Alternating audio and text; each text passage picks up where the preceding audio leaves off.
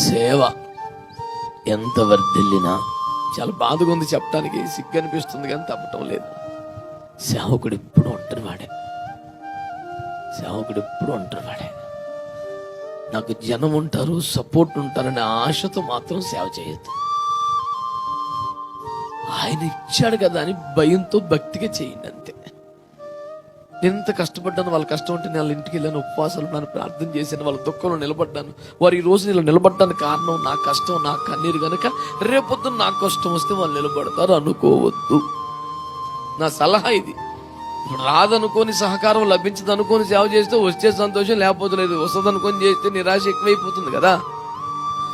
గుండె పగిలి చావాల్సి వస్తుంది. దైవజనులకు గుండె జబ్బులు ఎందుకు వస్తున్నాయి? హార్ట్ ఫెయిల్ అయిపోతుంది, తట్టుకోలేకపోతున్నా. ఎన్ని జీవిత వాస్తవాలు. లోకంలో సహజమే, సేవలో ఇంకా సహజం. కనుక మీరు మేలు చేసి కీడు అనుభవించిన ఎడల దేవునికి హితమగును, ఇందుకు మీరు పిలువబడితే. అసలు మన పిలిపి అదయ్యాక ఏడ్చేది ఏడుంది. మనం పిలిచిన పోస్ట్కి సరిపడే ఉద్యోగం వచ్చింది అనుకోవటం, స్తోత్రం అని పోవటమే.